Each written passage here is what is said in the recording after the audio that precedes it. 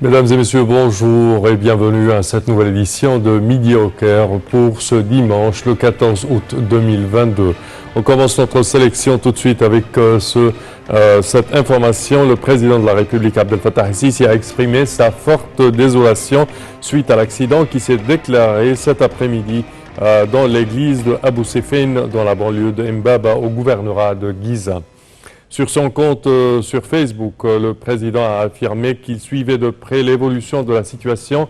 Il a également présenté ses sincères condoléances aux familles des victimes, enjoignant les responsables de prendre des mesures immédiates pour contrecarrer les séquelles de cet accident et d'assurer les soins médicaux nécessaires aux blessés.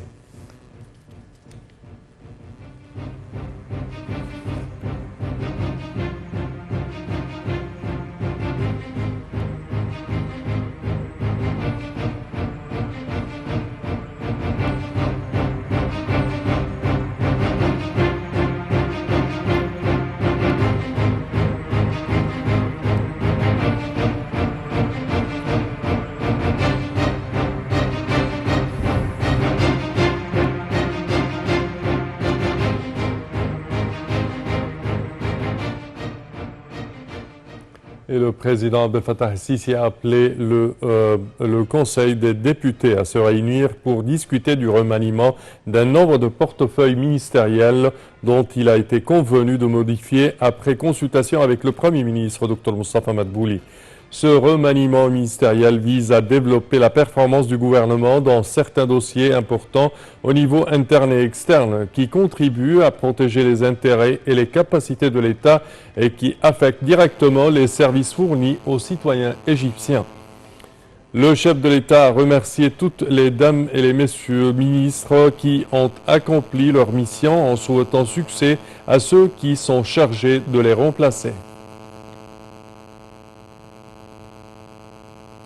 Et au cours de sa session extraordinaire présidée par le conseiller Hanafi El-Gebali, le Conseil des députés a approuvé un remaniement ministériel qui comprenait 13 portefeuilles, dont le premier remaniement ministériel que le pays a connu en près de 3 ans.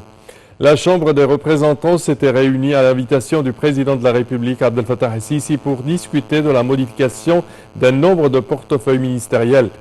Le remaniement a touché 13 portefeuilles dont l'éducation, l'enseignement supérieur, la production militaire, l'irrigation, la santé, l'immigration, le commerce et l'industrie, le tourisme et l'aviation civile. Les ministres des Affaires étrangères, de la Défense, de l'Intérieur et des Finances conservent toujours leur poste.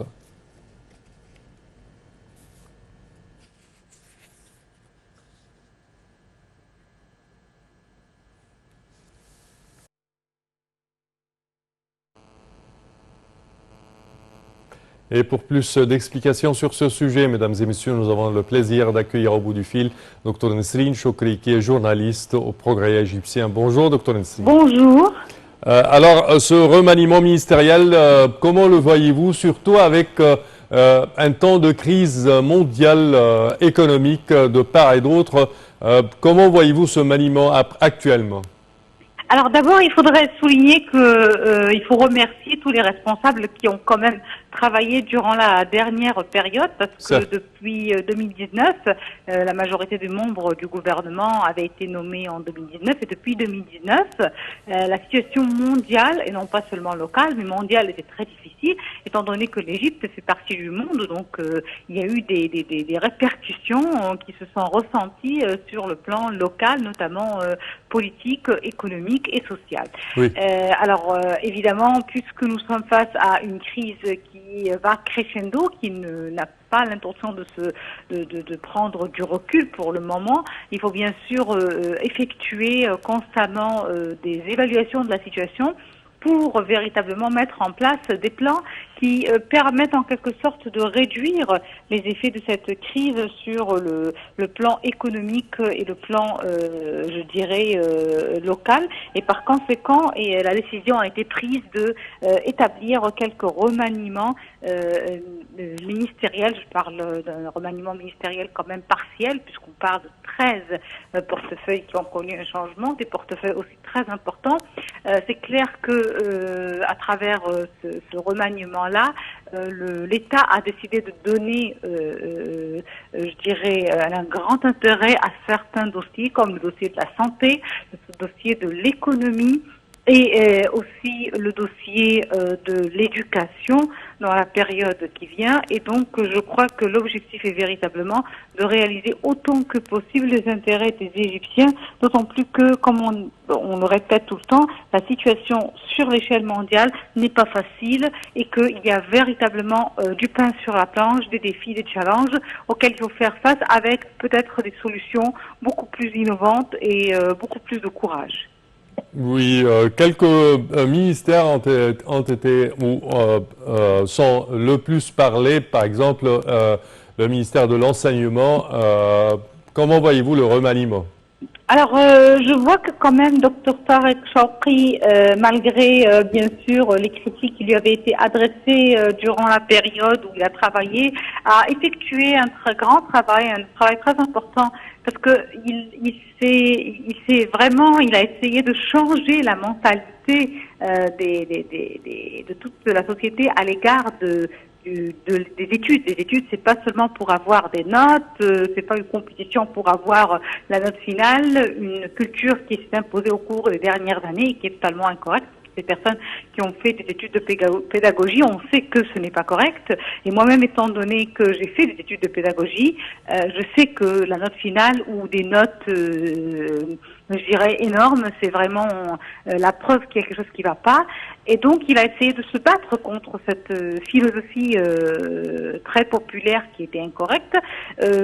Par moments, il a réussi. Par d'autres moments, certains pas qu'il a pris n'étaient pas très, je dirais, acceptés populairement. Mais il a fait son travail et je crois que son prédécesseur, qui est quelqu'un qui a des origines assez lointaines dans le ministère de l'enseignement, qui a déjà travaillé en tant que professeur, donc il a l'expérience. Il a travaillé aussi aux côtés de Dr Tarek Shawqi. Donc il connaît, il a l'expérience d'enseignement, il a aussi l'expérience de ce qui a été fait, de ce qui a été déjà fait, de ce qui peut être remédié et de ce qui peut être gardé.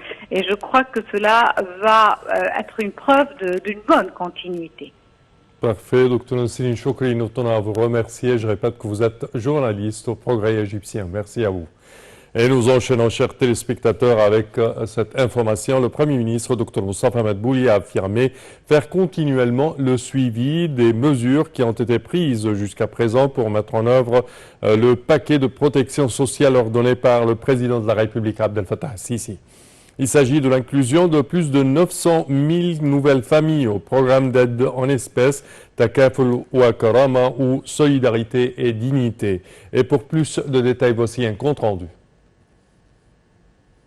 Le Premier ministre Moustapha Madbouli a affirmé faire continuellement le suivi des mesures qui ont été prises jusqu'à présent pour mettre en œuvre ce qui est inclus dans le paquet de protection sociale ordonné par le président Abdel Fattah el-Sisi. Il s'agit de l'inclusion de plus de 900 000 nouvelles familles au programme d'aide en espèces Takaful wa Karama ou du montant supplémentaire pour 6 mois sur les 4 de rationnement pour les familles les plus défavorisées, ainsi que des mécanismes de distribution de 2 millions de cartons de nourriture par mois à moins de la moitié du prix. Le chef du gouvernement a tenu une réunion au siège du gouvernement dans la nouvelle ville d'El Alamein pour assurer le suivi des procédures exécutives du paquet exceptionnel de protection sociale ordonné par le président Abdel Fattah el-Sisi. Et le ministre des Transports, Kamel Ouazir, a confirmé que le président Abdel Fattah el-Sisi s'est fixé un très grand objectif stratégique de faire de l'Égypte un centre de commerce et de logistique mondiale se basant sur la création de hubs logistiques et l'exploitation de la situation géographique unique de l'Égypte. Et pour plus de détails, mesdames et messieurs, voici un compte rendu. Le ministre des Transports, Kamel El-Wazir, a confirmé que le président Abdel Fattah el-Sisi s'était fixé un très grand objectif stratégique de faire de l'Égypte un centre de commerce et de logistique mondiale, se basant sur la création de hubs logistiques et d'exploitation de la situation géographique unique de l'Égypte. Le ministre s'emploie à développer les ports égyptiens avec des partenaires au rang des ports internationaux, ce qui se répercutera sur l'économie égyptienne à travers le développement des ports et leur liaison avec les moyens de communication modernes, a déclaré El Wazir lors d'une conférence de presse, et cela après la signature d'un certain nombre de protocoles avec l'alliance CMA-MSC-COSCO.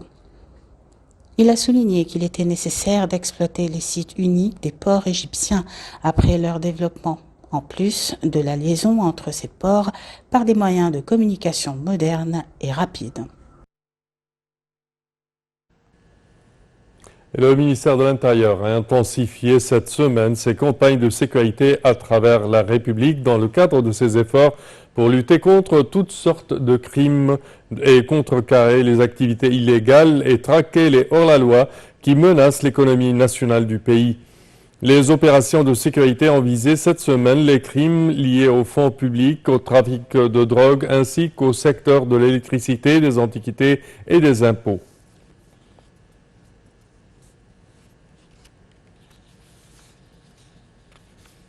Et l'Égypte a exprimé sa solidarité avec l'Arabie saoudite face à tout ce qui menace sa sécurité et sa stabilité.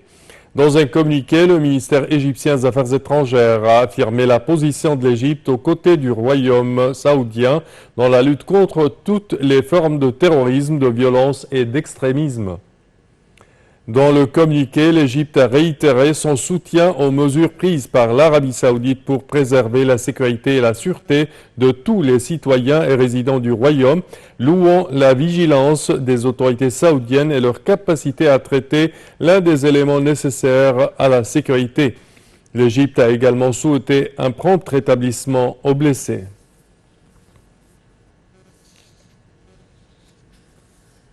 Et le président de la République, Abdel Fattah el-Sisi, a publié le décret républicain numéro 356 de l'année 2022, nommant M. Walid Gamal-Eddine président de l'autorité générale de la zone économique du canal de Suez pour une période d'1 an à compter du 12 août 2022.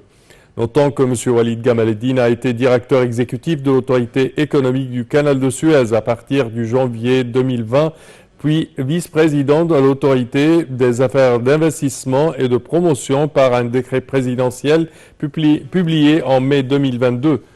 L'autorité générale de la zone économique du canal de Suez cherche au cours de la période actuelle à mettre en œuvre son plan stratégique 2020-2025 qui vise à nationaliser les industries ciblées qui améliorent la compétitivité de l'autorité à l'échelle mondiale ainsi qu'à répondre aux besoins des marchés régionaux de ces industries, en plus des efforts déployés au cours de la dernière période dans le secteur des carburants verts pour nationaliser l'industrie de l'hydrogène vert dans la zone économique coïncidant avec l'accueil par l'Égypte du sommet sur le changement climatique COP27 en novembre prochain.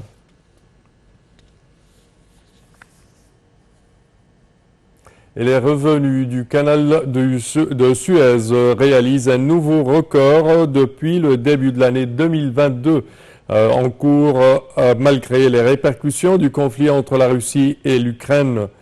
Les revenus au mois de juin s'élèvent à environ 12,3 milliards de livres égyptiennes alors qu'ils étaient de 12 milliards de livres en mai, soit une augmentation de 300 millions de livres égyptiennes. Le canal de Suez a connu un boom au cours de l'exercice 2021-2022 où ses revenus ont augmenté de 20,7% pour enregistrer environ 7 milliards de dollars contre environ 5,8 milliards de dollars en l'exercice 2020-2021.